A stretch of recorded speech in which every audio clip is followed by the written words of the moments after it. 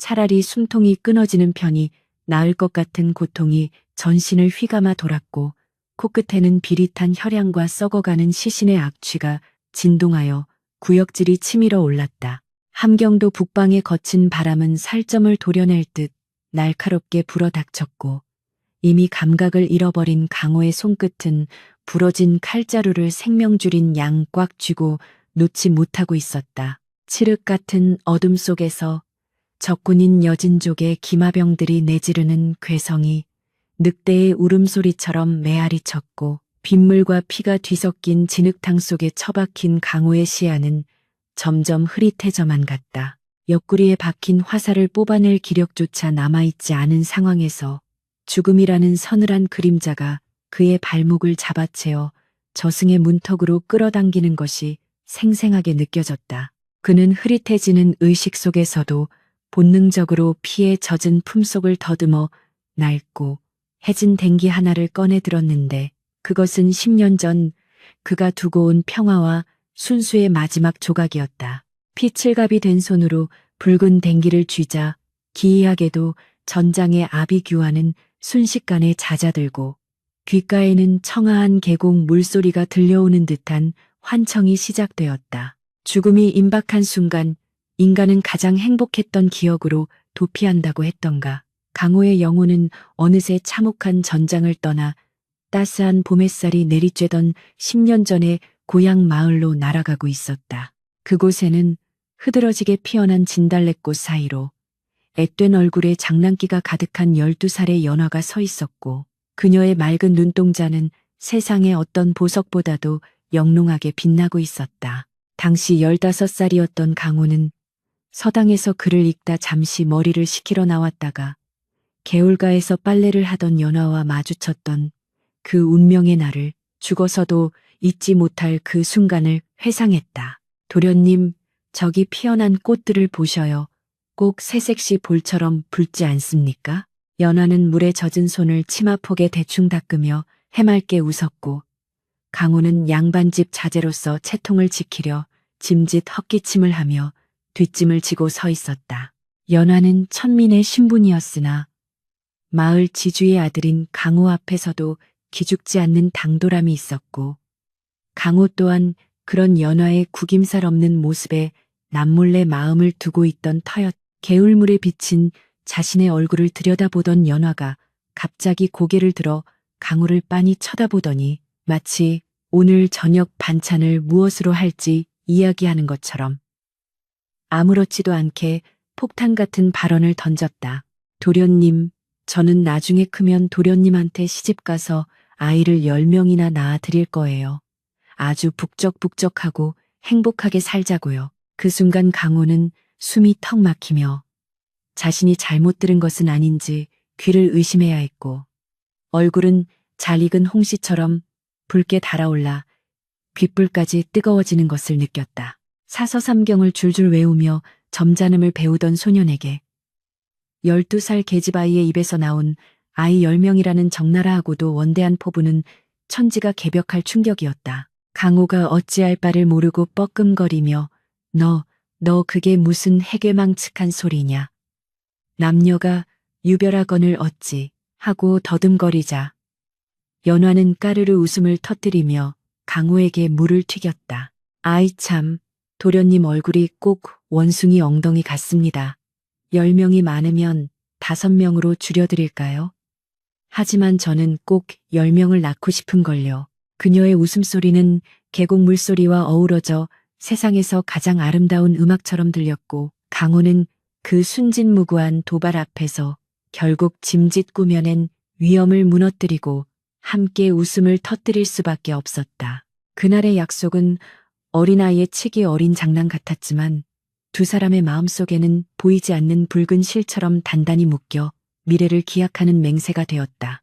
강호는 그날 밤 잠자리에 누워서도 연화의 그 당돌한 고백이 귓가에 맴돌아 이리저리 뒤척였고 천장에 비친 달빛 속에서 10명의 아이들이 뛰어노는 상상을 하며 혼자 실없이 웃곤 했다.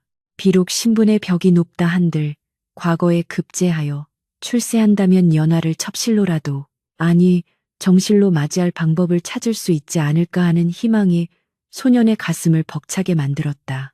강호의 아버지는 청렴결백한 선비로 명망이 높았기에 아들이 천민 아이와 어울리는 것을 알면서도 사람의 귀천은 마음가짐에 달렸다며 크게 나무라지 않았던 덕분에 두 사람의 우정은 풋풋한 사랑으로 무르익어 갈 수 있었다. 그러나 행복은 언제나 불행이라는 불청객을 동반하고 찾아온다고 했던가. 그 평화롭던 봄날의 기억이 채 가시기도 전에 강호의 가문에는 멸문지와의 끔찍한 재앙이 닥쳐왔다. 어느 늦은 밤 요란한 말발굽 소리가 마을의 정적을 깨뜨리더니 횃불을 든 관군들이 강호의 집을 에워싸고 대문을 부술듯이 두드려댔다.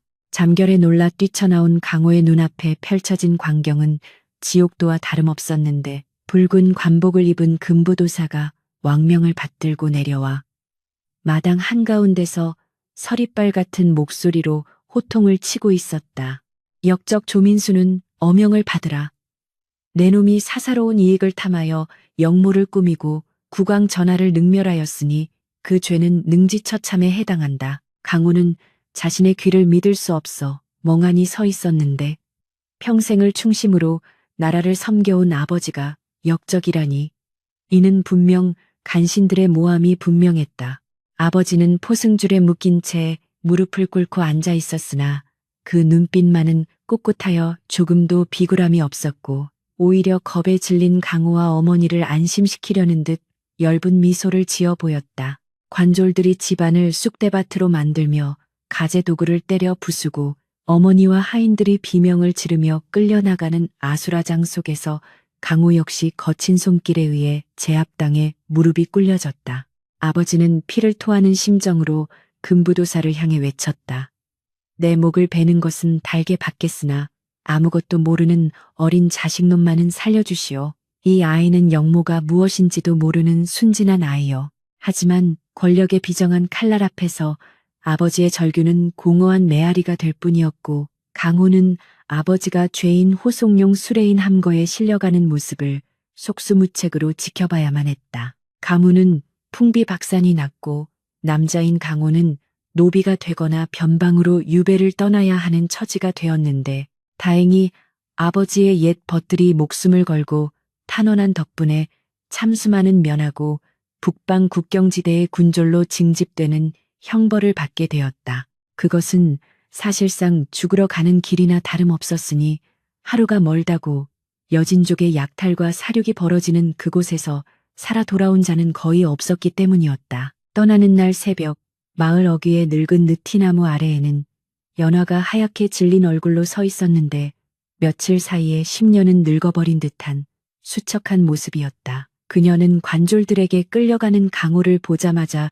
도련님 하고 비명 같은 울음을 터뜨리며 달려왔지만 창을 든 병사들이 거칠게 그녀를 밀쳐내어 바닥에 나뒹굴게 만들었다. 강호는 피가 거꾸로 솟는 듯한 분노와 슬픔에 몸부림치며 병사들에게 대들었으나 돌아오는 것은 무자비한 매질 뿐이었고 입안이 터져 피맛이 비릿하게 감돌았다. 흑투성이가 된 연화는 굴하지 않고 다시 기어와 강호의 바짓가랑이를 잡고 오열했다. 안 됩니다. 못 가십니다. 우리 도련님이 무슨 죄를 지었다고 이 사지로 끌고 가신단 말입니까? 강호는 묶인 손을 억지로 뻗어 연화의 헝클어진 머리카락을 쓸어 넘겨주며 터진 입술을 달싸겨 간신히 목소리를 짜냈다.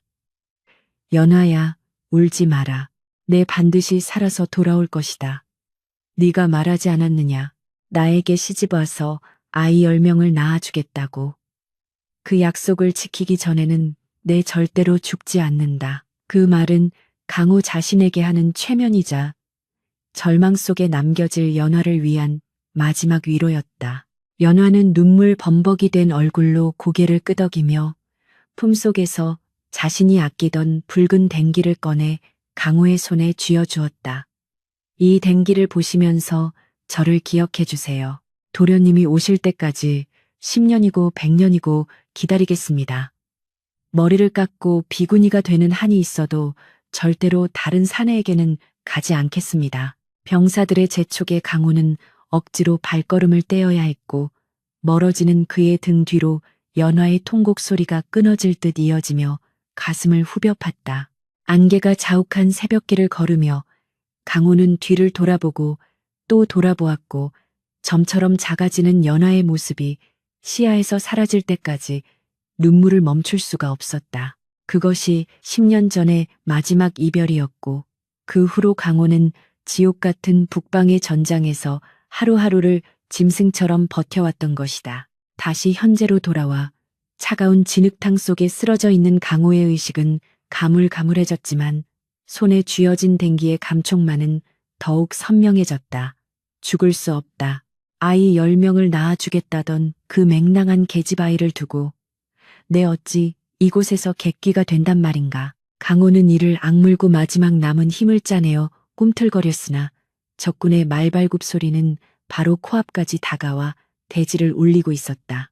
여진족 병사 하나가 쓰러진 강호를 발견하고는 조롱 섞인 웃음을 흘리며 거대한 월도를 높이 쳐들었고 달빛을 받은 칼날이 번뜩이며 강호의 목을 향해 내리꽂히려는 찰나였다. 강호는 감지 않는 눈으로 그 칼날을 노려보며 입속으로 피 섞인 침을 삼키고 마음속으로 연화의 이름을 불렀다. 연화야, 기다려라. 내 지옥불을 뚫고서라도 내게 갈 것이니. 칼날이 바람을 가르는 소리와 함께 강호의 시야가 암전되었고 그의 운명은 벼랑 끝에 매달린 촛불처럼 위태롭게 흔들렸다. 이것이 10년의 세월을 뛰어넘어 다시 시작될 파란만장한 이야기의 서막이었다. 강산이 한 번 변한다는 10년의 세월이 유수와 같이 흘러갔고 그 모진 풍파 속에서도 계절은 어김없이 순환하여 마을 어귀의 느티나무에는 다시금 푸른 잎이 무성하게 돋아나 있었다.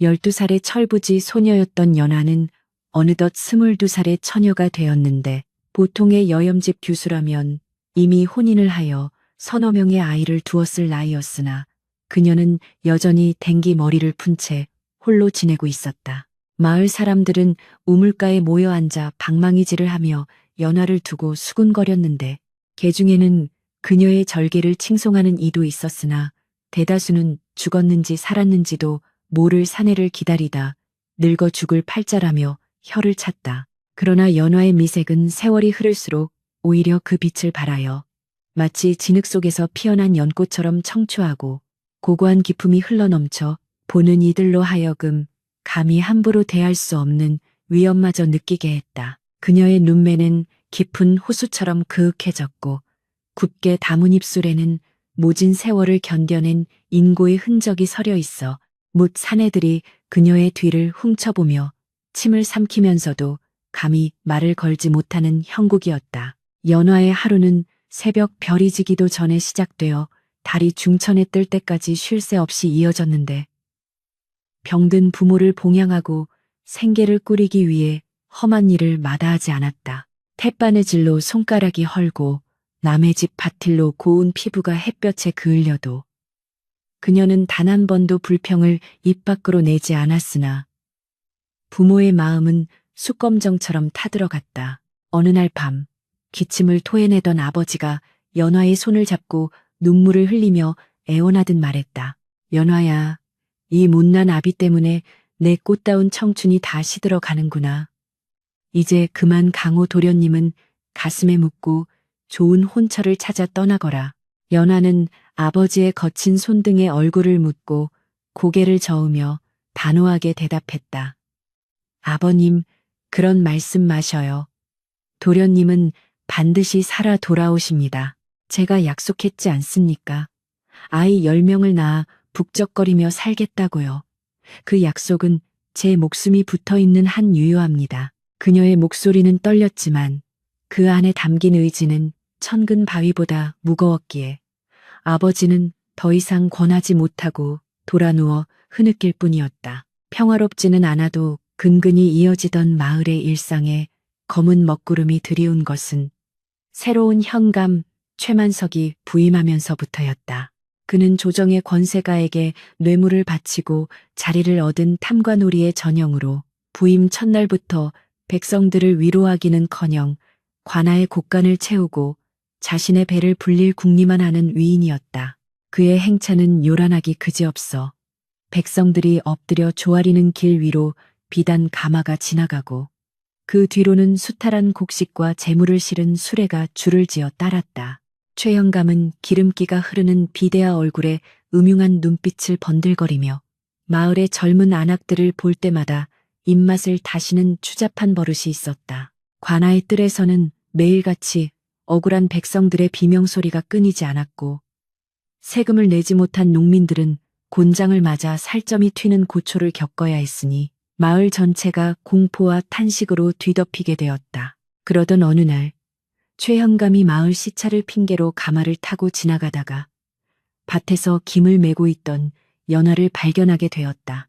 땀방울이 맺힌 이마를 닦으며 허리를 펴는 연화의 모습은 남루한 옷차림에도 불구하고 눈부시게 아름다웠고 그 자태는 마치 선녀가 잠시 지상에 내려온 듯한 착각을 불러일으켰다. 최현감은 가마를 멈추라 소리치고는 부채로 자신의 불룩한 배를 두드리며 연화를 뚫어지게 쳐다보았다. 허허, 이 총구석에 저토록 고운 꽃이 숨어 있었구나. 여봐라, 저 계집의 이름이 무엇이며 네 집 자식이냐? 옆에 있던 이방이 굽신거리며 대답했다. 예, 사또, 저 아이는 이 마을에 사는 연화라 하옵는데 10년 전 영모로 몰락한 강호라는 자와 정혼한 사이라 하며 아직까지 수절하고 있는 독한 계집이옵니다. 최현감은 콧방귀를 뀌며 비릿한 웃음을 흘렸다. 수절이라니? 죽은 귀신을 기다린다는 말이냐?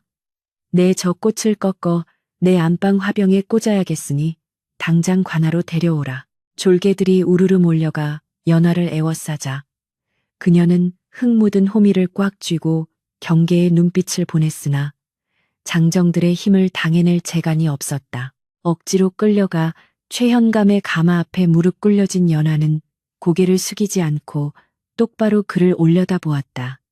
최현감은 그 당돌한 눈빛에 더욱 흥미를 느끼며 음흉하게 말했다. 네가 연화라지?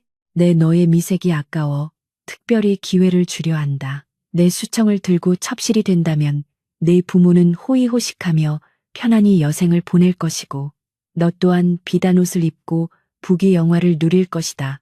어떠냐? 연화는 입술을 깨물어 피가 배어나올 듯한 분노를 삼키며 또렷하게 대답했다. 사또, 소녀는 이미 정혼자가 있는 몸입니다. 비록 낭구님께서 멀리 계시나 마음으로는 이미 혼인한 것과 다름없으니 사또의 명을 받들 수 없습니다. 최현감의 얼굴이 불그락 푸르락 변하더니 들고 있던 부채를 집어 던지며 고함을 질렀다. 네, 인연, 감히 관장의 명을 거역하다니. 네가 정녕 살기가 싫은 모양이구나. 죽은 놈이나 다름없는 역적의 자식을 핑계로 내 청을 거절해?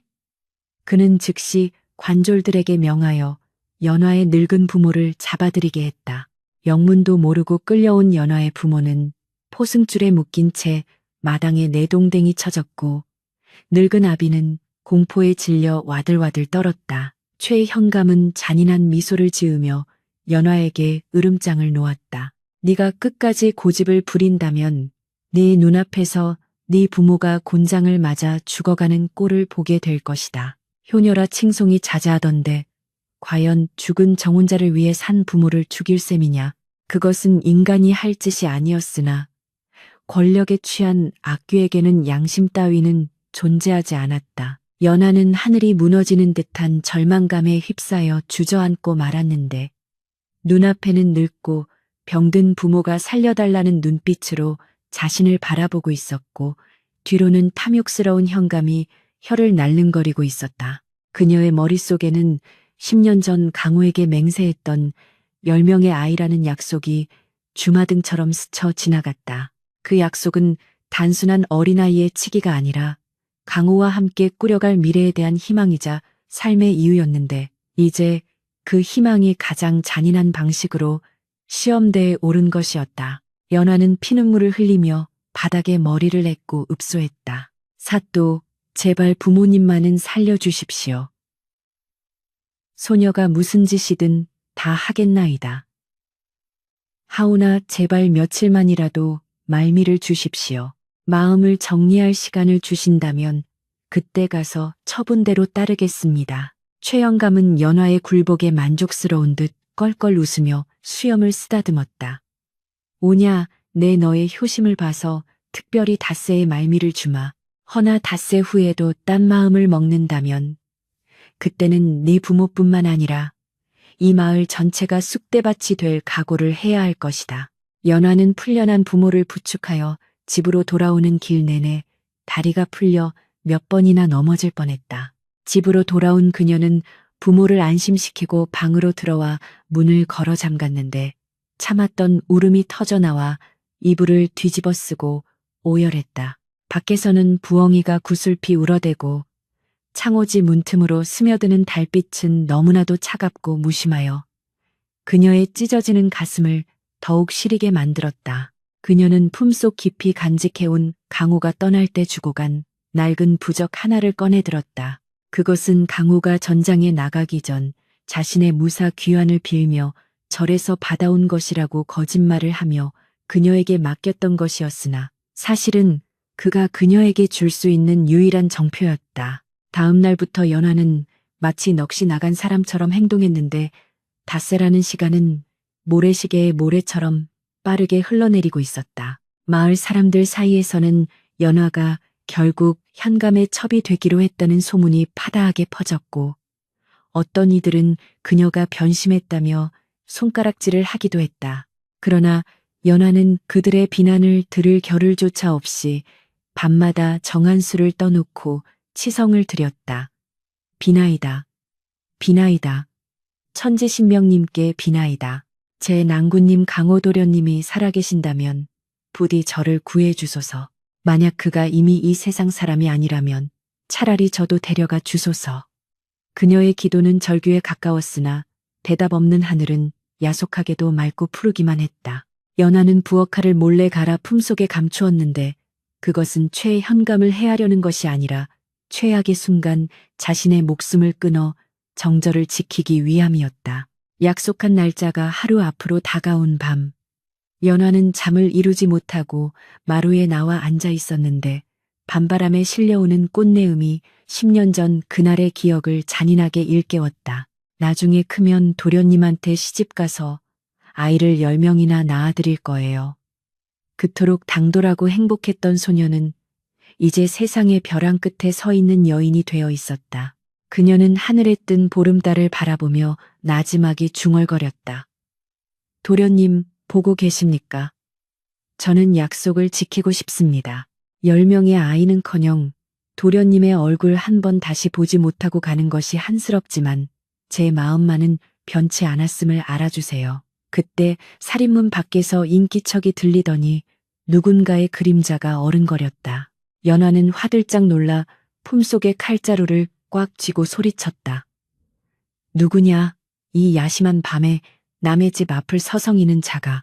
그러나 대답 대신 들려온 것은 바람 소리뿐이었고 그림자는 순식간에 사라져버려 연화의 불안감을 증폭시켰다. 사실 그 그림자는 단순한 행인이 아니었으니 마을의 흉흉한 소문을 듣고 염탐을 하러 온 관아의 첩자일 수도 혹은 연화를 걱정하는 이웃일 수도 있었으나 연화의 직감은 그보다 더 기이한 기운을 감지하고 있었다. 다음 날이면 그녀는 가마를 타고 관아로 들어가야 했고 늙은 부모를 살리기 위해 자신의 몸을 더러운 탐관 오리에게 바쳐야 하는 운명이었다.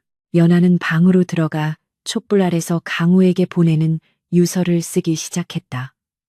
도련님 부디 살아서 돌아오신다면 이 편지를 보시고 저를 너무 원망하지 마옵소서. 저는 죽어서라도 도련님의 아내가 되어 저승에서 기다릴 것입니다. 먹물이 눈물에 번져 글씨가 흐려졌지만 그녀는 한자 한자 피를 토하는 심정으로써 내려갔다. 밤이 깊어 삼경이 지날 무렵 마을 어귀에는 낯선 거린 하나가 절뚝거리며 나타났는데 삿갓을 깊게 눌러쓰고 얼굴을 가린 그의 행색은 초라하기 그지없었으나 삿갓 아래로 번뜩이는 눈빛만은 맹수처럼 형형했다. 그는 마을 입구의 장승 앞에 멈춰서서 멀리 보이는 연화의 집 쪽을 바라보며 깊은 한숨을 내쉬었다.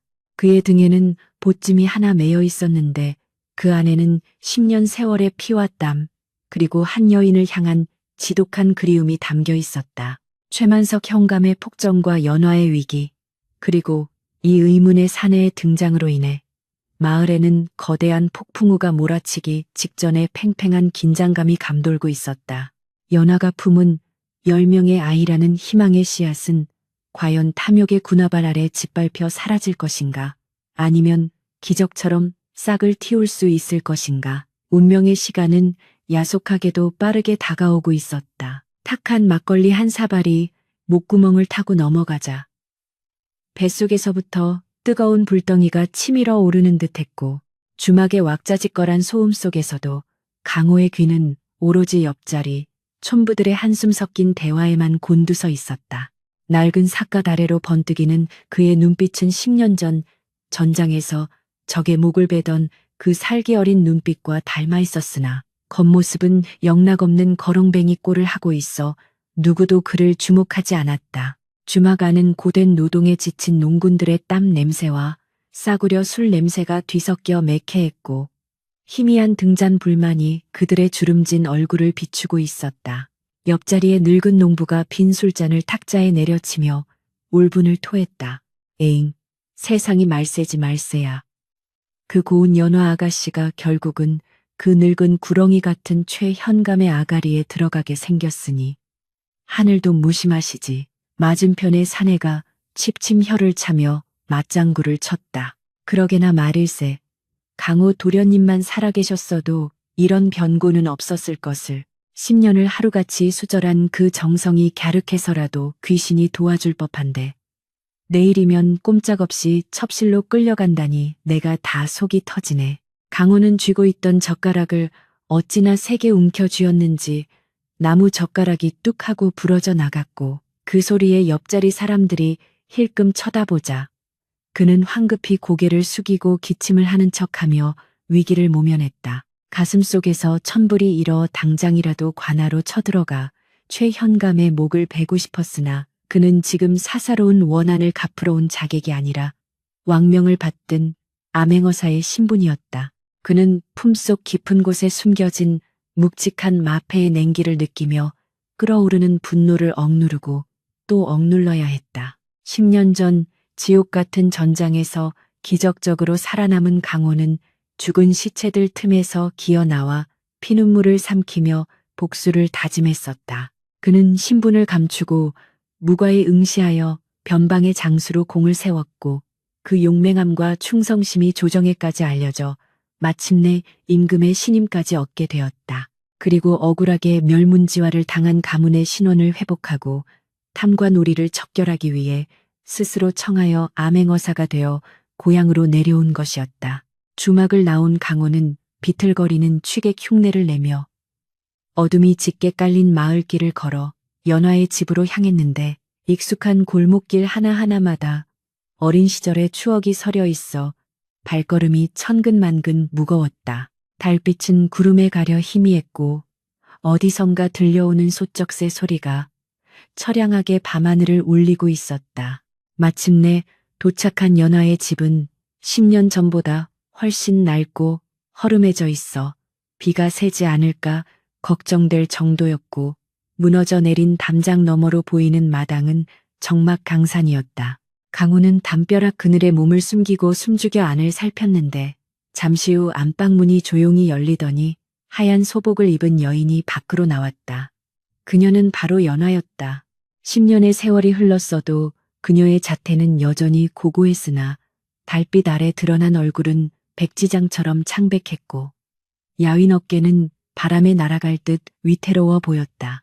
연화는 마당 한가운데 있는 장독대 위에 정한수 한 그릇을 떠놓고 무릎을 꿇더니 두 손을 모아 빌기 시작했다. 천지신명님, 부디 이 불효녀를 용서하소서. 부모님의 목숨을 구하기 위해 정절을 벌여야 하는 이 죄인을 굽어 살피소서. 그녀의 목소리는 너무나 작고 떨려서 마치 바람 소리처럼 들렸으나 그 안에 담긴 절망과 슬픔은 강호의 심장을 예리한 비수로 찌르는 듯했다. 강호는 입술을 깨물어 울음을 참으며 그녀의 모습을 지켜보았다. 연하는 품속에서 무언가를 꺼내 달빛에 비추어 보았는데 그것은 10년 전 강호가 떠날 때 주었던 붉은 댕기였다. 그녀는 댕기를 볼에 비비며 흐느꼈다. 도련님, 10년 전 그 약속 기억하시나요? 아이 10명을 낳아드리겠다던 그 철없던 맹세를. 저는 단 한순간도 잊은 적이 없습니다. 비록 이승에서는 그 꿈을 이루지 못하게 되었으나 내일 제 육신이 더러워지기 전에 스스로 목숨을 끊어 혼백으로라도 도련님을 찾아가겠습니다. 부디 저승에서라도 만나 우리 못다 한 인연을 이어가게 해주소서. 그녀의 독백을 들은 강호는 심장이 베는 듯한 충격을 받았는데 그녀가 최현감에게 굴복한 것이 아니라 죽음으로써 정절을 지키려 한다는 사실을 깨달았기 때문이었다. 연화의 손에는 은장도 대신 부엌칼이 들려 있었고 그녀는 그것을 치마 속에 깊이 감추며 결연한 표정을 짓고 있었다. 강호는 당장이라도 담을 넘어 뛰어들어가 내가 왔다. 내가 살아 돌아왔다. 고 외치며 그녀를 품에 안고 싶었으나 지금 정체를 드러냈다가는 최현감 일당을 일망타진할 기회를 놓치게 되고 자칫하면 연하와 그녀의 부모까지 위험에 빠뜨릴 수 있다는 이성적인 판단이 그의 발목을 잡았다. 그는 피가 나도록 주먹을 쥐며 다짐했다.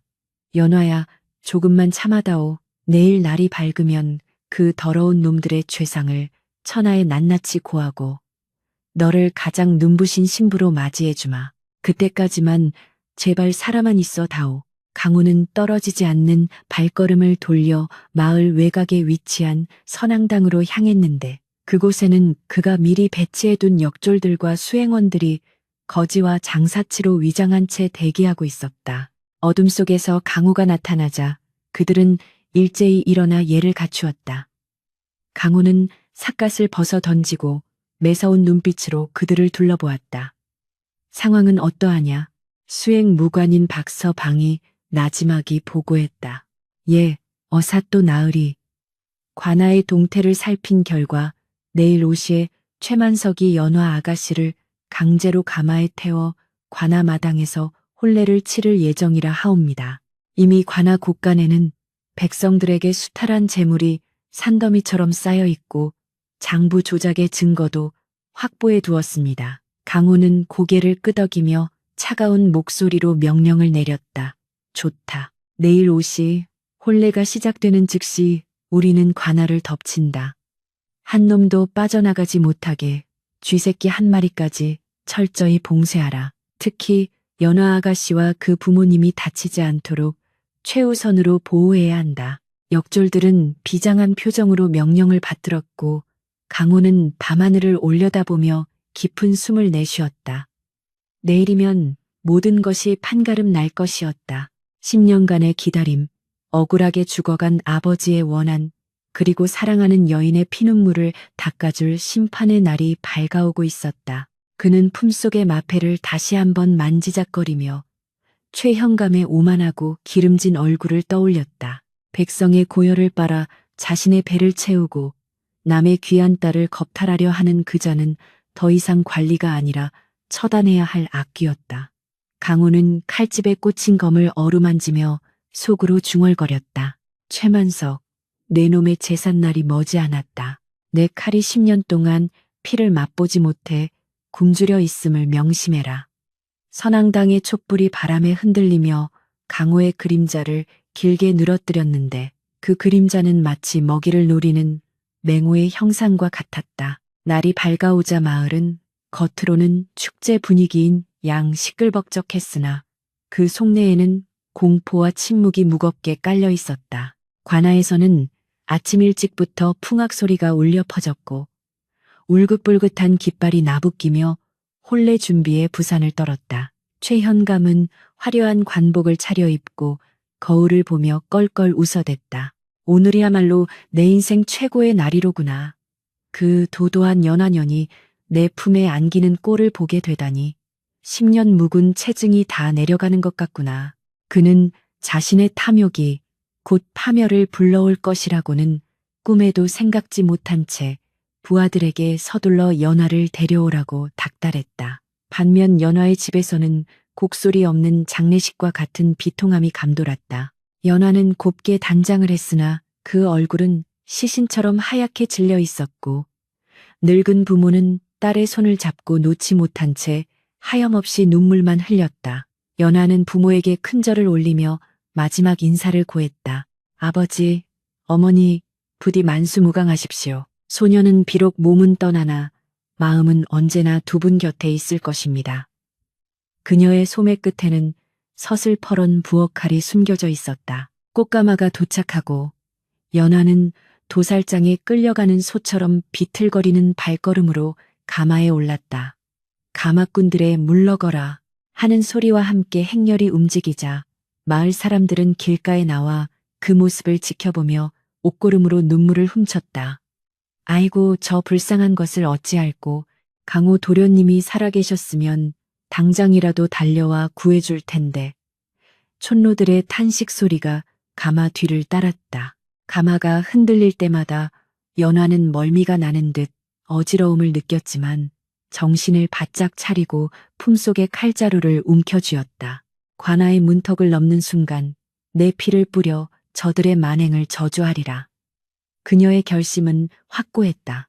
행렬은 서서히 관아를 향해 다가갔고 그 뒤를 허름한 거지 행색의 강호가 일정한 거리를 두고 따르고 있었다. 그의 삿갓 아래 감춰진 눈은 매섭게 빛나고 있었고 보찜 속에 숨겨진 마패는 뜨겁게 달아올라 있었다. 관아의 대문이 활짝 열리고 최현감이 마루에 앉아 거만하게 가마를 맞이했다. 마당에는 하객으로 강제 동원된 마을 유지들과 겁에 질린 백성들이 빽빽하게 들어차 있었다.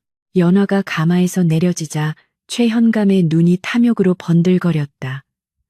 오, 가까이서 보니 더욱 절세기로구나. 어서 이리 오너라. 내 너를 귀히 여겨주마. 연하는 창백한 얼굴로 천천히 그에게 다가갔다. 한 걸음, 두 걸음. 그녀의 손이 서서히 치마 속으로 향했다. 최현감이 징그러운 웃음을 흘리며 그녀의 손목을 잡으려던 그 순간 관아 밖에서 천지를 뒤흔드는 고함 소리가 터져 나왔다. 멈추어라. 이 혼례는 무효다. 좌중의 시선이 일제히 소리난 곳으로 쏠렸다. 그곳에는 남루한 옷을 입은 거지가 당당하게 서 있었다.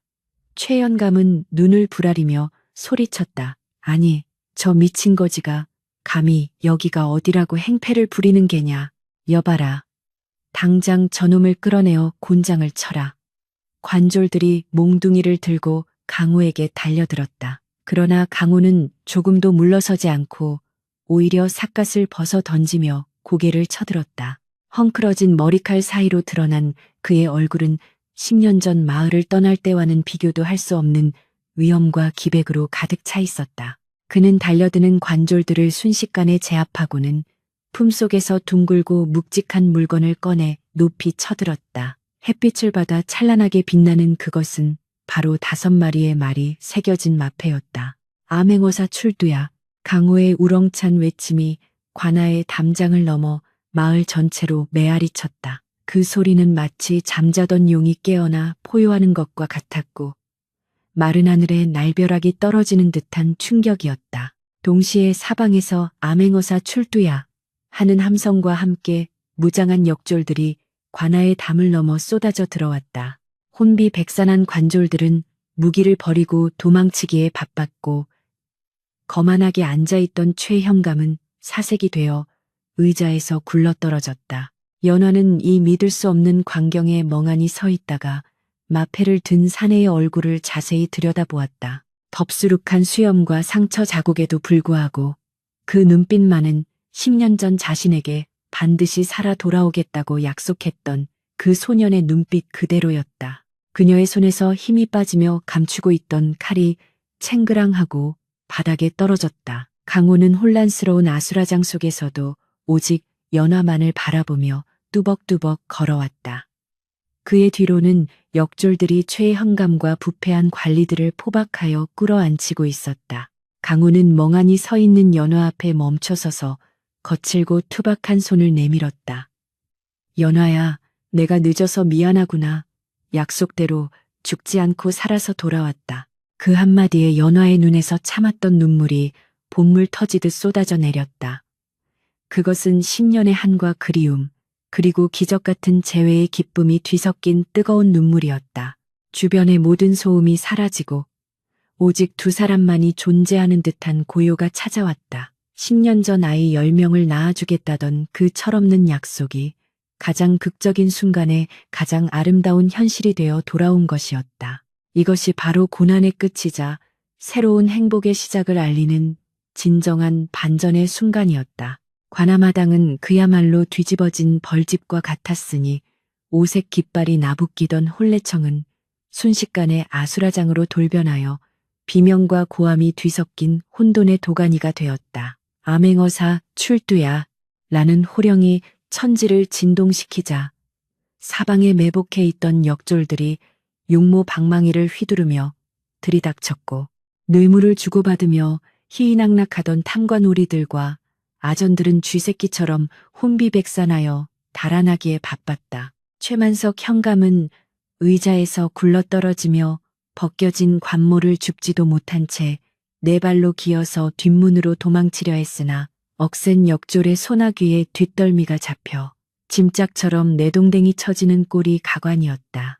그동안 백성들 위에서 군림하며 호랑이 행세를 하던 자들이 하루아침에 포승줄에 묶여 질질 끌려 나오는 모습을 보며 마당 구석에 웅크리고 있던 마을 사람들은 처음에는 공포에 떨었으나 이내 상황을 파악하고는 가슴속 깊은 곳에서 터져나오는 통쾌함에 주먹을 불끈 쥐었다. 흙먼지가 자욱하게 피어오르는 가운데 남루한 거지 옷을 걸쳤으나 그 기세만큼은 천군만마를 호령하는 장군과도 같은 강호가 관아의 대청마루 중앙으로 뚜벅뚜벅 걸어 올라갔다. 강호는 마루 한가운데 놓인 현감의 의자에 앉는 대신 그 앞에 우뚝 서서 품속에서 꺼낸 마패를 다시 한번 높이 쳐들며 좌중을 압도했다. 햇살이 마패에 반사되어 눈부신 광채를 뿜어내자 소란스럽던 장내는 찬물을 끼얹은 듯 일순간의 정적에 휩싸였다. 죄인 최만석은 듣거라. 내 놈이 국록을 먹는 관리로서 백성을 보살피기는커녕 가혹한 수탈과 폐악질로 고을을 도탄에 빠뜨리고 사리사욕을 채우기 위해 무고한 양민을 괴롭혔으니 그 죄가 하늘을 찌르고 땅을 가른다. 내 죄를 네가 알렸다. 강호의 목소리는 서리발처럼 차갑고 우레처럼 웅장하여 듣는 이들의 오금을 저리게 만들었다. 마당에 무릎 꿇려진 최만석은 사시나무 떨듯 와들와들 떨며 고개를 조아렸는데 그의 기름진 얼굴은 흙투성이가 되어 있었고 식은땀이 비오듯 쏟아져 내렸다. 그는 감히 고개를 들어 강호의 얼굴을 쳐다보지도 못한 채 바닥에 이마를 타시며 비굴하게 목숨을 구걸했다. 아이고, 어사 또 나으리. 죽을 죄를 지었습니다. 하오나 소인은 억울하옵니다. 이 모든 것은 저 아전놈들이 중간에서 농간을 부린 것이지. 소인은 그저 시키는 대로, 아니 아무것도 몰랐습니다요. 제발 목숨만은 살려주십시오. 강호는 코웃음을 치며 옆에 서 있던 서리에게 손짓했고 서리는 미리 준비해둔 두툼한 장부를 가져와 최만석의 코앞에 던졌다. 내 이놈, 내 놈이 뻔뻔하게 오리발을 내밀 줄 알고 내가 이미 증좌를 확보해 두었다. 이것은 내 놈이 부임한 이래 착복한 곡식과 재물의 내역을 낱낱이 기록한 이중 장부다. 또한 내 놈이 조정의 권세가들에게 뇌물로 바친 진상품 목록까지 고스란히 적혀 있거늘 감히 내 눈을 속이려 드느냐. 장부가 펼쳐지자 최만석의 눈동자가 흔들리며 안색이 흑빛으로 변했다. 강호는 한 걸음 더 나아가 마당 한쪽에 멍하니 서 있는 연화를 손가락으로 가리켰다. 더욱이 용서할 수 없는 것은 지아비를 기다리며 수절하는 여인을 강제로 겁탈하려 하고 그 늙은 부모를 인질로 삼아 협박한 파렴치한 죄목이다. 내 놈도 자식이 있고 부모가 있을 터인데 어찌 짐승보다 못한 짓을 서슴지 않았단 말이냐. 연화는 그제야 정신이 든 듯 떨리는 눈으로 강호를 바라보았다. 10년의 세월 동안 잊으려야 잊을 수 없었던 그 목소리. 비록 겉모습은 변했으나 의로움에 불타는 그 눈빛은 분명 자신의 정인이었다. 그녀의 다리가 풀리며 그 자리에 주저앉았고 참았던 설움이 북받쳐 올라 소리 없는 오열을 토해냈다. 강호의 시선이 잠시 연화에게 머물렀을 때 그의 눈빛은 찰나의 순간 애틋함으로 흔들렸으나 이내 다시 냉철함을 되찾고 최만석을 향해 호통을 쳤다. 여봐라, 중죄인 최만석과 그 작당들을 당장 형틀에 묶고 국법에 따라 엄히 다스려라. 곤장으로 그들의 살이 터지고 뼈가 올리도록 쳐서 다시는 이 땅에 탐관오리가 발붙이지 못하도록 본보기를 보여라. 역졸들이 달려들어 최만석과 부패한 이방, 형방 등을 형틀에 묶었고 곧이어 곤장이 내리꽂히는 둔탁한 소리와 함께 처절한 비명소리가 관아의 담장을 넘어 퍼져나갔다. 으악, 살려주십시오. 다시는 안 그러겠습니다. 죄인들의 비명은 백성들에게는 10년 묵은 체증이 내려가는 통쾌한 음악과도 같았다. 구경하던 마을 사람들은 서로의 손을 잡고 눈물을 흘리며 만세, 암행어사 만세를 연호했다. 강호는 형벌이 집행되는 동안 조금의 동요도 없이 그 광경을 지켜보았는데 그것은 단순한 복수가 아니라 무너진 정의를 바로 세우는 신성한 의식이었기 때문이었다. 매질이 끝나고 죄인들이 축 늘어지자 강호는 그들을 옥에 가두고 훗날 한양으로 압송하여 국법의 심판을 다시 받게 하라고 명했다. 심판이 일단락되자 강호는 관아의 창고지기에게 명하여 굳게 닫혀있던 곡식 창고인 사창을 활짝 열게 했다.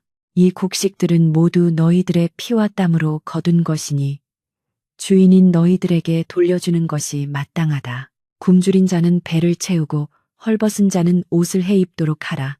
창고 문이 열리고 누런 쌀가마니가 쏟아져 나오자 백성들은 환호성을 지르며 달려들었고 그들 사이에서는 강호를 칭송하는 소리가 끊이지 않았다. 그 소란 속에서 강호는 천천히 마루를 내려와 여전히 멍하니 앉아있는 연화에게 다가갔다. 그는 흙투성이가 된 자신의 손을 옷자락에 문질러 닦은 뒤 조심스럽게 손을 내밀어 연화를 일으켜 세웠다. 연화야, 많이 무서웠느냐? 내가 너무 늦게 와서 너를 이리 고생시켰구나. 강호의 목소리는 방금 전에 추상 같던 위험은 온데간데 없고 물기 어린 다정함만이 가득했다. 연화는 눈앞에 사내가 꿈인지 생시인지 분간이 가지 않아 떨리는 손을 들어 그의 뺨을 어루만졌다. 거친 수염과 흉터가 만져지는 순간 그녀는 이것이 현실임을 깨닫고 왈칵 울음을 터뜨리며 강호의 품에 무너져 내렸다. 도련님, 정말 도련님이십니까? 죽지 않고 살아오신 겁니까? 저는 도련님이 돌아가신 줄 알고 오늘 죽으려 했습니다. 강호는 연화를 으스러지도록 꽉 껴안으며 그녀의 등을 토닥였다. 미안하다. 정말 미안하다. 북방의 사지에서 살아남기 위해 짐승처럼 구르느라 연락 한 번 할 수 없었다. 하지만 단 한순간도 너를 잊은 적이 없다. 네가 말한 아이 10명, 그 약속을 지키기 위해 기어서라도 돌아오려 했다. 두 사람의 재회를 지켜보던 마을 사람들은 그제야 그 암행어사가 10년 전 역적으로 몰려 끌려갔던 강호 도련님이라는 사실을 알아차렸다. 웅성거림이 파도처럼 번져나갔다. 세상에, 저분이 강호 도련님이라고? 그 순둥이 도련님이 암행어사가 되어 돌아왔어. 지성이면 감천이라더니 연화 아가씨의 기도가 하늘에 닿았구만. 사람들은 감격에 겨워 박수를 치고 눈물을 훔쳤다. 그때 옥에서 풀려난 연화의 부모가 비틀거리며 달려왔다. 어사 또 나으리. 아니, 강호 도련님. 늙은 아버지는 강호의 발 아래 엎드려 통곡했다. 이 늙은 것이 눈이 어두워 귀한 사위를 알아보지 못하고 내 딸을 사지로 내몰 뻔했으니 죽여주시옵소서. 강호는 황급히 무릎을 꿇고 장인어른과 장모님을 부축해 일으켰다. 어르신, 당치 않은 말씀입니다. 살아남아 주신 것만으로도 감사합니다. 이제 모든 고초는 끝났으니 편안히 모시겠습니다. 강호는 수행원에게 명하여 연화의 부모를 집으로 모시게 하고 연화의 손을 잡고 관아의 마당 한가운데로 걸어 나왔다. 그는 수많은 백성들 앞에서 연화의 손을 높이 들어 올리며 큰 소리로 외쳤다. 고을 백성들은 들으라. 여기 있는 이 여인, 연화는 내가 가장 비천하고 힘들 때 나를 지켜준 은인이자 내가 평생을 바쳐 사랑할 나의 정실 부인이다. 10년 전 우리는 이 마을에서 미래를 약속했고 오늘 그 약속을 지키기 위해 내가 돌아왔다. 이제부터 그 누구도 이 여인을 그리고 이 고을의 백성들을 함부로 해하지 못할 것이다. 강호의 선언은 마치 천둥소리처럼 쩌렁쩌렁하게 울려 퍼졌고 백성들은 와 하고 함성을 지르며 축복해 주었다. 연하는 부끄러움과 행복감에 얼굴을 붉히며 고개를 숙였지만 잡은 손에는 더욱 힘을 주어 강호를 놓지 않았다. 그날 밤 마을에는 진정한 축제가 벌어졌다. 최만석이 쌓아둔 술과 고기가 풀려 백성들은 배불리 먹고 마시며 춤을 추었고 사물놀이패의 꽹과리 소리가 밤늦도록 이어졌다. 강호와 연화는 소란을 피해 마을 어귀의 느티나무 아래 10년 전 이별했던 바로 그 바로에 나란히 앉았다. 달빛은 유난히 밝아 두 사람의 그림자를 하나로 포개 놓았다. 강호는 품속에서 낡고 색이 바랜 붉은 댕기를 꺼내 연화의 손에 쥐어주었다. 이 댕기가 나를 살렸다. 적의 칼날이 내 목을 겨눌 때마다 추위와 배고픔이 나를 덮칠 때마다 이것을 쥐고 너와의 약속을 떠올렸다. 연화는 댕기를 받아들고 눈물을 글썽이며 미소 지었다. 저도 도련님이 주신 부적을 한시도 몸에서 떼지 않았습니다. 비록 그것이 가짜 부적인 줄은 나중에 알았지만 제게는 세상 어떤 부적보다 영험한 것이었습니다. 강호는 껄껄 웃으며 연화의 어깨를 감싸 안았다. 그래, 이제 가짜 부적 따위는 필요 없다. 내가 너의 진짜 부적이 되어 평생 곁을 지킬 테니까. 그런데 연화야, 강호가 갑자기 목소리를 낮추며 장난스럽게 물었다. 10년 전에 했던 약속 기억하느냐? 연화가 의아한 듯 눈을 동그랗게 뜨자 강호는 짓궂은 표정으로 속삭였다. 아이 10명 말이다. 이제 10년이나 늦어졌으니 부지런히 노력해야 그 숫자를 채울 수 있지 않겠느냐. 오늘 밤부터 당장 시작해야 할 것 같은데. 연화의 얼굴이 순식간에 잘 익은 사과처럼 붉어졌고 그녀는 강호의 가슴을 콩 때리며 고개를 돌렸다. 어마, 도련님도 참 채통을 지키셔요. 어사또가 되시더니 능청만 늘으셨습니다. 두 사람의 웃음소리가 밤바람을 타고 흩어졌다. 10년이라는 긴 세월의 고통과 인내는 이 순간의 행복을 위한 값비싼 수업료였던 셈이다. 벼랑 끝까지 몰렸던 운명은 이제야 제자리를 찾아 두 사람 앞에 꽃길을 깔아주고 있었다. 그러나 이것이 끝이 아니었으니 강호에게는 아직 조정에 보고하고 처리해야 할 일들이 남아 있었고 무엇보다 10명의 아이라는 원대한 목표를 달성하기 위한 유쾌하고도 소란스러운 신혼생활이 기다리고 있었다. 관아의 옥사에서는 최만석이 신음하고 있었지만 마을의 밤은 그 어느 때보다 평화롭고 따스했다. 정의가 승리하고 사랑이 결실을 맺는 밤, 별들은 두 사람의 앞날을 축복하듯 더욱 초롱초롱하게 빛나고 있었다. 폭풍우가 지나간 고을에는 언제 그랬냐는 듯 맑고 청명한 햇살이 쏟아져 내렸고 10년 묵은 때를 벗겨낸 관아와 마을 곳곳에는 향긋한 매화 향기가 진동하여 사람들의 마음을 설레게 했다. 최만석 현감의 압제에서 벗어난 백성들은 너나 할 것 없이 덩실덩실 춤을 추며 일터로 향했고 강호와 연화의 혼례 준비는 마을 전체의 경사로 확대되어 집집마다 떡을 치고 술을 빚느라 굴뚝 연기가 끊이지 않았다.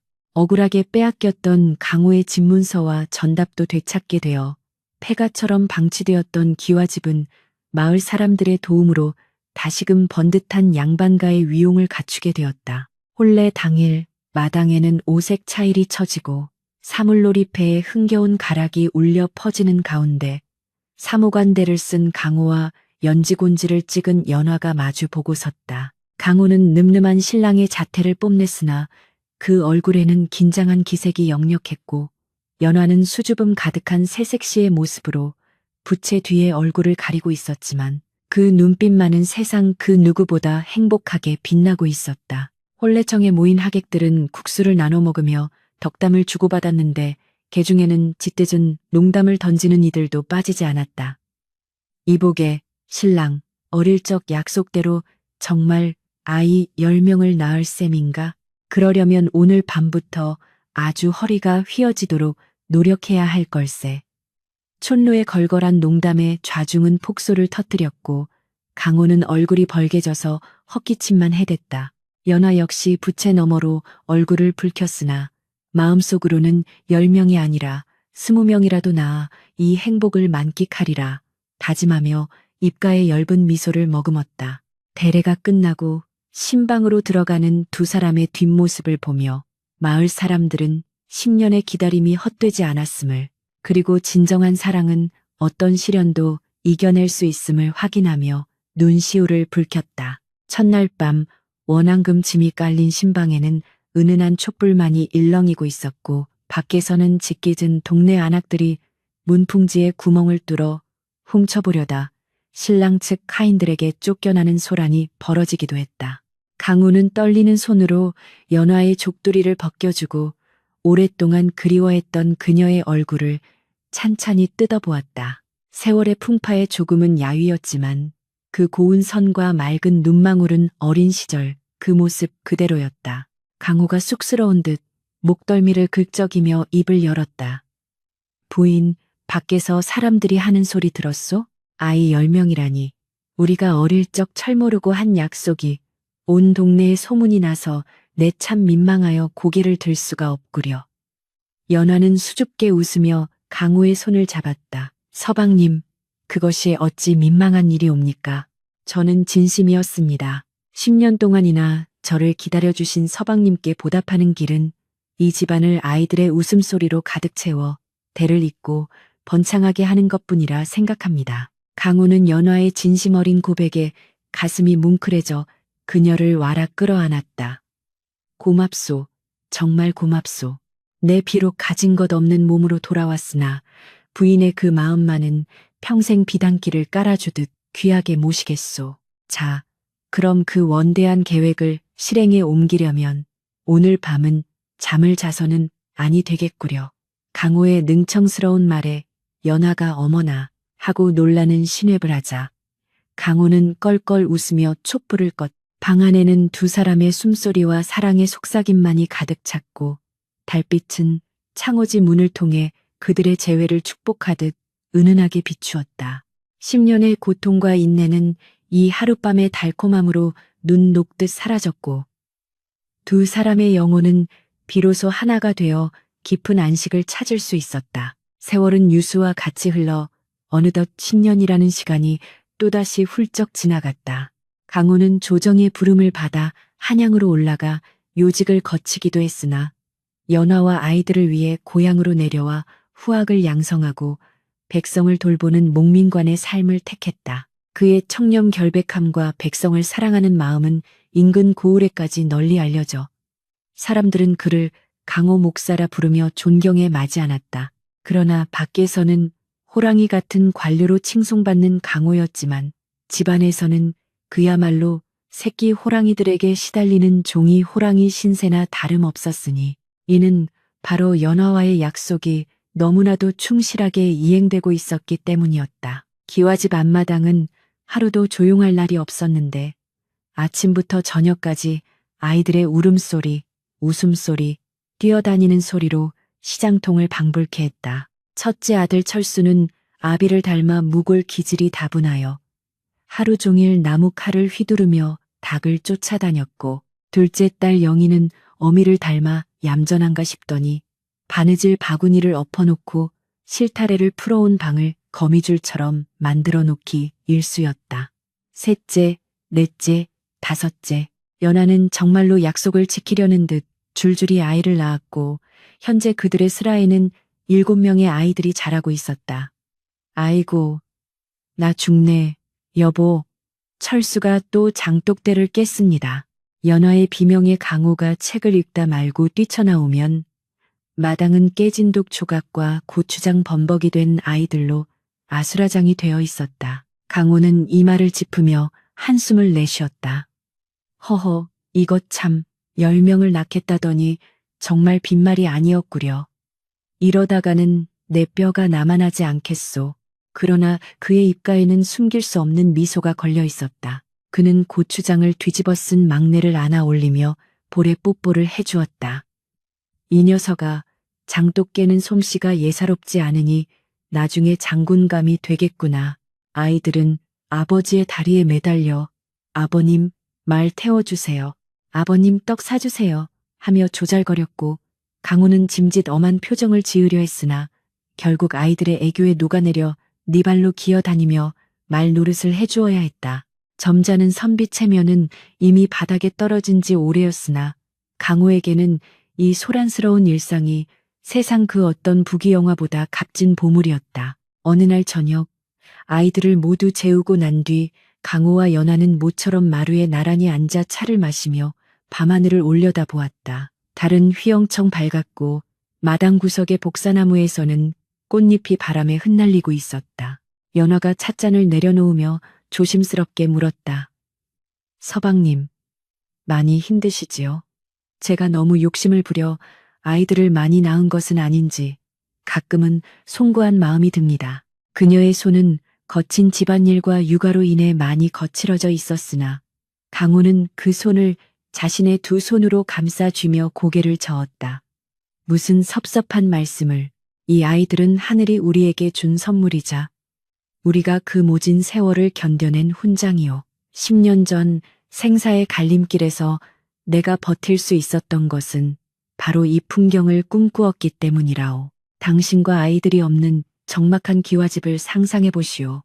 그것이야말로 지옥이 아니겠소. 연하는 감동하여 눈시울을 붉혔다. 서방님. 그래도 이제 7이나 되었으니 10명은 무리가 아닐까요? 제 몸도 예전 같지 않고 서방님 흰머리도 늘어가는 것을 보면 강호는 장난기 어린 눈빛으로 연하를 바라보며 껄껄 웃었다. 무슨 소리. 남아일원 중 천금이라 했거늘 여아일원도 중천금이라오. 부인이 10명을 약속했으니 아직 셋이나 더 남지 않았소? 나는 아직 정정하니 걱정 붙들어 매시오. 내년 봄에는 8째를 볼 수 있도록 더욱 정진합시다. 연화는 얼굴이 홍당무가 되어 강호의 어깨를 콩 때렸다. 아이 참 주책이십니다. 애들이 들으면 어쩌시려고요. 두 사람의 웃음소리가 달빛에 스며들었고 방 안에서는 아이들의 고른 숨소리가 평화롭게 들려왔다. 사실 강호가 10명을 고집하는 것은 단순한 숫자 욕심 때문이 아니었다. 그는 전장에서 죽어간 수많은 전우들과 탐관오리의 횡포에 희생된 백성들을 기억하고 있었다. 그가 아이를 많이 낳아 기르는 것은 그 죽음들을 대신하여 생명을 피워 올리는 일종의 숭고한 의식과도 같았다. 이 아이들이 자라나 올바른 성품을 지닌 어른이 되고 세상을 좀 더 살기 좋은 곳으로 만들어 간다면 그것이야말로 자신이 살아남은 이유이자 갚아야 할 빚이라고 생각했던 것이다. 그는 마당을 뛰어다니는 아이들을 볼 때마다 이 나라의 미래가 무럭무럭 자라나고 있음을 느끼며 가슴 벅찬 희망을 품곤 했다. 세월이 더 흘러 강호와 연화의 머리에도 하얀 서리가 내려앉은 노년이 찾아왔다. 그들의 슬하에는 정말로 10명의 자녀가 두어졌고 그 자녀들이 또 자녀를 낳아 명절 때면 집안이 발 디딜 틈 없이 북적거렸다. 큰아들은 과거에 급제하여 조정의 관리가 되었고 둘째는 상단을 이끄는 거상이 되었으며 셋째는 서당 훈장이 되는 등 각자 제 몫을 다하는 훌륭한 인재들로 성장했다. 마을 사람들은 강호의 집안을 보며 다복한 집안의 표상이라며 부러워했고 연화의 헌신과 강호의 사랑은 전설처럼 전해지게 되었다. 어느 따스한 봄날 강호와 연화는 지팡이를 짚고 마을 어귀의 느티나무 아래 벤치에 앉았다. 10년, 아니 50년 전 두 사람이 이별하고 재회했던 바로 그 장소였다. 늙은 느티나무는 더욱 웅장해져 넉넉한 그늘을 들이우고 있었고 그 아래 평화로운 마을 풍경이 한눈에 내려다 보였다. 강호가 연화의 주름진 손을 잡으며 말했다. 부인, 평생 나를 믿고 따라와 주어 고맙소. 그대의 맹랑했던 그 약속 덕분에 내 인생이 이토록 풍요로울 수 있었소. 연화는 온화한 미소를 지으며 대답했다. 아닙니다. 영감, 살아서 돌아와 주신 것만으로도 저는 평생 감사하며 살았습니다. 다시 태어나도 저는 영감에게 시집와서 그때는 20명을 낳아드리겠습니다. 두 노부부는 서로를 바라보며 주름진 눈가에 웃음꽃을 피웠다. 바람이 불어와 벚꽃잎이 눈처럼 흩날리며 두 사람의 어깨 위에 내려앉았다. 20명이라, 허허, 그건 좀 생각해 봐야겠구려. 뼈가 남아나지 않을 테니 말이오. 강호의 농담에 연화가 소녀처럼 까르르 웃었다. 멀리서 손주들이 할아버지, 할머니 하고 부르며 달려오는 소리가 들려왔다. 강호와 연화는 그 소리를 들으며 편안하게 눈을 감고 봄바람을 느꼈다. 인생의 거친 파도를 넘어 마침내 도달한 평온한 안식처. 사랑은 맹세로 시작되어 인내로 완성되고 마침내 생명으로 결실을 맺는다는 진리를 그들은 온몸으로 증명해 보였다. 나중에 커서 아이 10명을 낳겠다던 12살 소녀의 당돌한 약속은 한 남자의 생명을 구하고 가문을 일으키며 수많은 생명을 세상에 내보낸 가장 위대하고 아름다운 역사가 되었다. 꽃잎이 흩날리는 느티나무 아래 두 사람의 잡은 손은 영원히 놓지 않을 것처럼 단단해 보였다. 이것이야말로 진정한 해피엔딩, 꽉 찬 행복의 완성이었다. 매미 소리가 귀청을 찢을 듯이 울어대는 무더운 여름날의 오후. 평소 같으면 낮잠을 즐기거나 시원한 대청마루에서 부채질을 하며 더위를 식혀야 마땅할 시간이건만 강호의 기와집은 마치 적군이 성문을 부수고 쳐들어온 듯한 아수라장 그 자체였다. 아버님 칠보기가 제 붓을 가져가서 콧구멍을 쑤셨습니다. 더러워서 글을 쓸 수가 없어요. 첫째 아들 철수가 울상을 지으며 달려오자 마루 끝에서는 여섯째 딸 수키가 앙칼진 목소리로 소리쳤다. 아버님, 오라버니가 거짓말하는 거예요. 칠보기는 붓으로 콧구멍을 쑤신 게 아니라 귀를 팠단 말이에요. 그 와중에 막내 갓난쟁이 팔봉이는 요람해서 자지러지게 울어대고 마당에서는 닭들이 아이들에게 쫓겨 푸드덕거리며 깃털을 날리고 있었으니 천하를 호령하던 암행어사 출두의 위험은 온데간데 없고 강호는 그저 넋이 나간 표정으로 허공만 응시하고 있을 뿐이었다. 강호는 손에 든 책을 덮으며 깊은 한숨을 내쉬었는데 그 한숨 속에는 인생의 희로애락이 모두 담겨 있는 듯했다. 그는 조정의 간신들을 상대하는 것보다 기저귀를 찬 내 자식들을 통솔하는 것이 100배는 더 어렵다는 사실을 뼈저리게 깨닫고 있는 중이었다.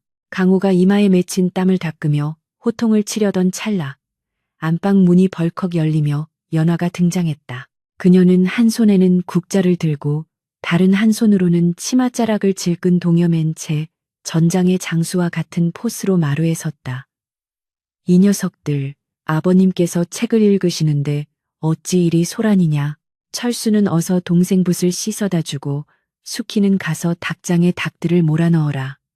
그리고 칠복이 너는 이리 와서 세수부터 해라. 얼굴이 그게 뭐냐.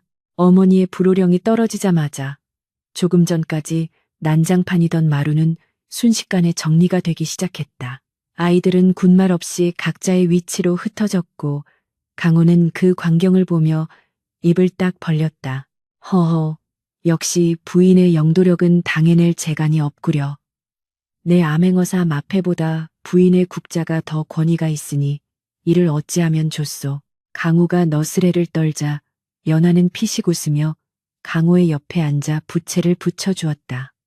서방님도 참 아이들이 서방님을 훈장님보다 더 편하게 생각해서 그러는 것이지요. 저 아이들이 밖에서는 얼마나 아버님 자랑을 하고 다니는지 아십니까? 두 사람의 평화로운 시간도 잠시 대문 밖에서 이리 오너라 하는 우렁찬 소리가 들려왔다.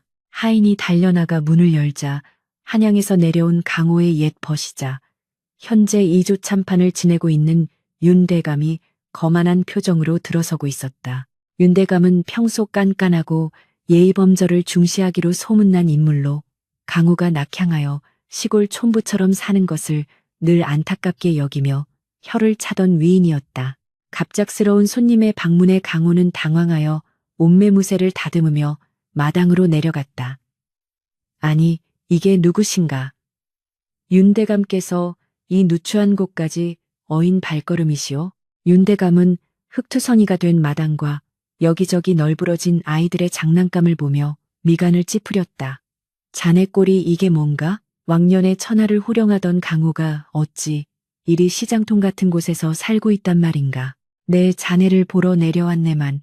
들어오는 입구부터 정신이 사나워 견딜 수가 없구먼. 강호는 멋쩍게 웃으며 윤대감을 사랑방으로 안내하려 했으나 그 순간 마당 구석에서 숨바꼭질하던 넷째와 다섯째가 튀어나와 윤대감의 다리에 흙 묻은 손으로 매달렸다. 와, 손님이다. 아저씨, 우리랑 딱지치기해요.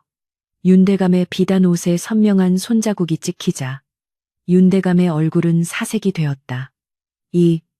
이건 또 무슨 해괴한. 강호는 황급히 아이들을 떼어놓으며 호통을 쳤다. 이 녀석들, 어른을 뵙고 인사를 올리지는 못할 망정 옷을 더럽히다니. 당장 안채로 들어가지 못할까. 아이들이 펠르르 웃으며 도망가자 강호는 진땀을 흘리며 윤대감에게 사과했다. 미안하네, 친구. 아이들이 워낙 많고 활달하여 잠시도 가만히 있질 않아. 너그러 이해해 주시게. 윤대감은 혀를 끌끌 차며 먼지를 털어냈다. 자네, 자식 농사가 중요하다고는 하나 이건 너무 과하지 않은가? 듣자 하니 10명을 채우겠다고 공언했다던데 양반 체면에 아이 낳는 기계도 아니고 이게 무슨 꼴이란 말인가? 집안의 법도가 무너진 것 같아 내 마음이 씁쓸하네 그려. 사랑방에 마주 앉은 두 사람 사이에는 묘한 긴장감이 감돌았다. 윤대감은 고고한 학의 자태로 차를 마시며 한양의 정세와 학문에 대해 고상한 이야기를 늘어놓았으나 강호의 귀에는 그 소리가 잘 들어오지 않았다. 문 밖에서는 여전히 아이들이 쿵쿵거리며 뛰어다니는 소리가 들려왔고 강호는 혹여나 아이들이 또 사고를 칠까봐 노심초사하고 있었다. 윤대감은 그런 강호를 한심하다는 듯 바라보며 훈계를 시작했다. 여보게 강호, 자네가 낙향한 뜻은 알겠으나 선비란 모름지기 수신제가 만사를 다스리기 전에 몸과 마음을 닫고 집안을 가지런히 함가 우선일세. 이렇게 집안이 어수선해서야 어찌 학문에 정진하고 백성을 교화할 수 있겠는가. 내 슬하에는 아들 하나뿐이지만 그 아이는 벌써 사서삼경을 떼고 의젓하기가 어른 못지않네. 자식은 숫자가 중요한 것이 아니라 어떻게 가르치느냐가 중요한 법이지. 강호가 반박하려 입을 떼려는 순간 우당탕 하는 소리와 함께 사랑방 문이 뜯어질 듯 열리더니 7살 난 여섯째 딸 수키가 울면서 뛰어들어왔다. 아버님, 오라버니가 제 머리에 개구리를 넣었어요. 수키의 따은 머리 사이로 정말로 청개구리 한 마리가 튀어나와 윤대감의 찻잔 속으로 퐁당하고 다이빙을 했다. 찬물이 윤대감의 얼굴로 튀었고 개구리는 유유히 헤엄을 치고 있었다. 방 안에는 정적이 흘렀다. 윤대감은 차마 입을 다물지 못한 채 부들부들 떨고 있었고 강호는 눈앞이 캄캄해지는 것을 느꼈다. 이제 끝이구나. 한양 가서 내 흉을 얼마나 볼지 뻔하구나.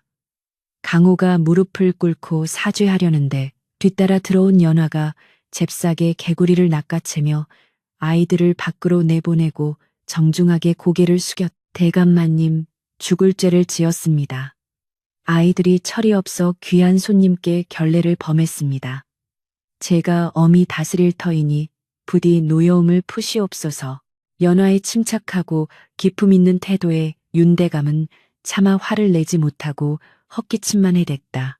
연화는 젖은 상을 물리고 새 다과상을 차려왔는데 그 정성이 지극하고 음식 솜씨가 뛰어나 윤대감의 마음도 조금씩 누러지기 시작했다. 밤이 깊어가고 술잔이 몇 순배 돌자 윤대감의 얼굴이 불그스름하게 달아올랐다. 밖에서는 아이들을 재우는 연화의 자장가 소리가 은은하게 들려오고 있었다. 윤대감이 불쑥 말을 꺼냈다. 강호 자네. 정말 행복한가? 강호는 의아한 표정으로 윤대감을 바라보았다.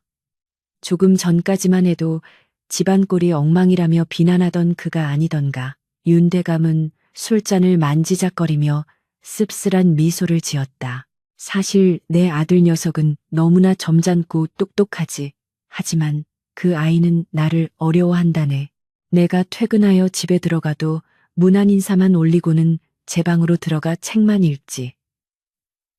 집안은 절간처럼 조용해. 먼지 하나 없이 깨끗하고 모든 것이 제자리에 있지.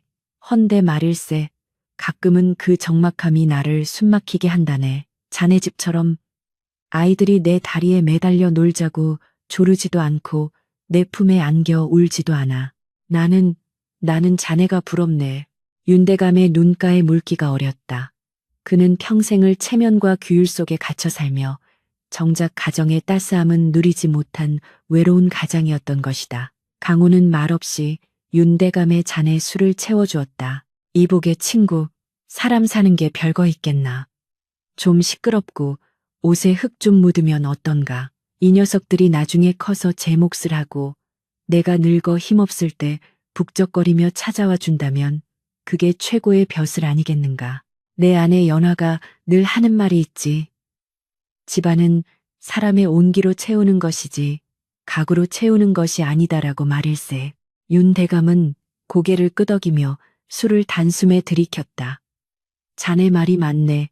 내가 졌어. 자네의 이난장판 같은 집구석이 내 고래등 같은 기와집보다 훨씬 부자일세. 다음 날 아침 윤대감이 떠나는 길은 어제와 사뭇 달랐다. 아이들이 대문까지 따라 나와 할아버지 안녕히 가세요. 또 오세요. 하며 손을 흔들자. 윤대감은 짐짓 근엄한 척했지만 입가에 번지는 미소를 감추지 못했다. 그는 품속에서 쌈지돈을 꺼내 아이들에게 쥐어주며 말했다. 맛있는 엿이나 사 먹거라. 그리고 아버지 말씀 좀 잘 듣고.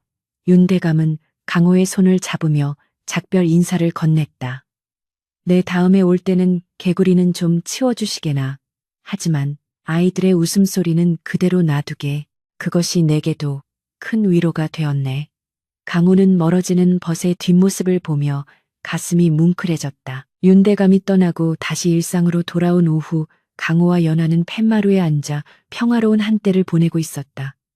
아이들은 낮잠에 들었는지 모처럼 집안이 조용했다. 강호가 연화의 무릎을 베고 누우며 물었다. 부인, 어제 윤대감이 한 말 들었소? 우리가 부자라고 하더군. 연화는 강호의 흰머리를 뽑아주며 웃었다. 그럼요, 우리가 부자지요. 이 세상 어떤 금은보화가 저 아이들의 웃음보다 값지겠습니까? 그때 안방에서 막내 팔봉이의 우렁찬 울음소리가 터져 나왔다. 강호는 벌떡 일어나며 기지개를 켰다. 자, 또 전쟁 시작이군. 팔봉이 기저귀 갈러 가십시다. 부인, 연화는 그런 강호의 뒷모습을 보며 살며시 배를 어루만졌다. 아직 강호에게 말하지 않은 비밀이 하나 있었으니 그녀의 뱃속에는 벌써 9번째 생명이 자라고 있었다. 서방님, 10명 채우려면 아직 멀었습니다. 조금만 더 힘을 내셔요. 연화의 얼굴에 짓궂으면서도 행복한 미소가 번졌다. 강호가 뒤를 돌아보며 왜 안 오시오? 하고 재촉하자 연화는 갑니다. 가요. 하며 가벼운 발걸음으로 달려갔다.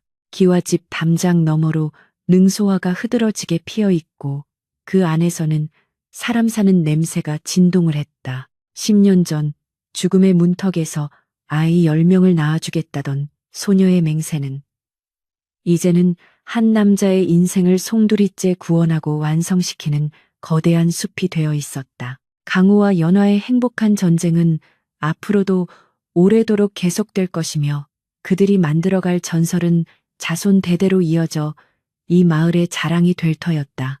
바람에 실려오는 아이들의 땀 냄새와 밥 짓는 냄새가 어우러져 세상에서 가장 향기로운 가족이라는 향기를 만들어내고 있었다.